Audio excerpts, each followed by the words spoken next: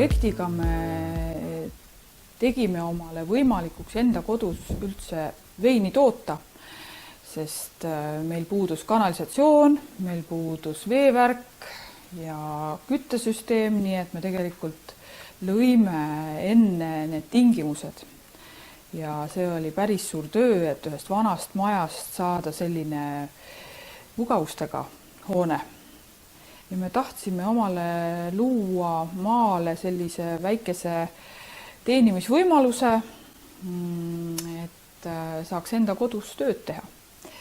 Ja oma majapidamise ja maaga siis elatist teenida. Ja see ei tundunud nii ilmvõimatu, et teha ka endale üks selline projekt, millega siis oma elu nagu totaalselt muuta. Et kolida linnast maale ja hakata siis ka siin maal midagi tootma. Ja see ettevalmistav faas oli selles mõttes päris keeruline, et koostada selline ehitusprojekt, mis hõlmas ikkagi päris keerulisi lahendusi, elektrisüsteeme, kanalisatsiooni, veevärgi paigaldust. Projekti esitamine oli hästi tore, et esitad projekti ära ja mõtled, et nüüd on rahu majas, nüüd on esitatud. Ja siis möödus nagu linnutiivul mingisugune 2 kuud või isegi 3 kuud ja siis tuli see positiivne rahastusotsus. Ja siis hakkas tegelikult hirm, et kuidas me ikkagi tegelikult suudame seda ellu viia. Ja muidugi meie jaoks oli ikkagi väga suur väljakutse kõikide nende seadmetega hakata tööle. Me ei osanud seda.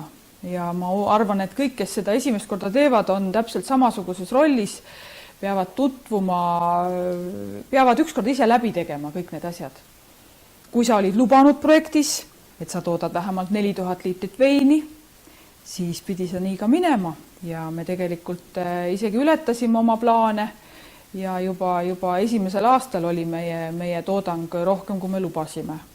Kui nüüd anda nõu mõnele noorele ettevõtjale või ka juba kogenud ettevõtjale, et kas tasub projekti kirjutada, siis ma arvan, et kindlasti tasub, sellepärast, et kui sa saad osa raha kuskilt mujalt, mida sul niikuinii on vaja, siis tasub see vaev kindlasti ära näha ja see ei ole midagi ilmvõimatut teha, et kindlasti on oluline väga korrektselt kõik oma paberitega toimetada ja oma hinnapäringut teha, et selles mõttes ausus, läbipaistvus, korrektsus, need on 3 märksõna, mis on kindlasti väga olulised ja kindlasti tasub konsulteerida ka nende nõuandjatega, kes meil Eestis selle liideris toimetavad.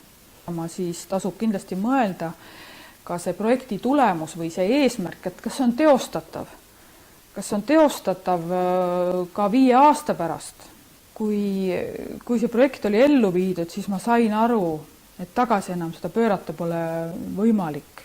Et nagu tahtsid võib-olla, nagu mõtlesid, et kas see kõik ikka sinuga juhtub, et kas sa saaksid ennast nagu kõrvalt vaadata. Ja siis nagu mõistsid, see ongi nüüd sinu elu, et sa oled tahtnud seda ettevõtet käivitada, sa oled tahtnud seda projekti ellu viia ja nüüd enam kuhugi põgeneda. Nüüd pead vaatama ainult, kuidas see asi paremaks läheks.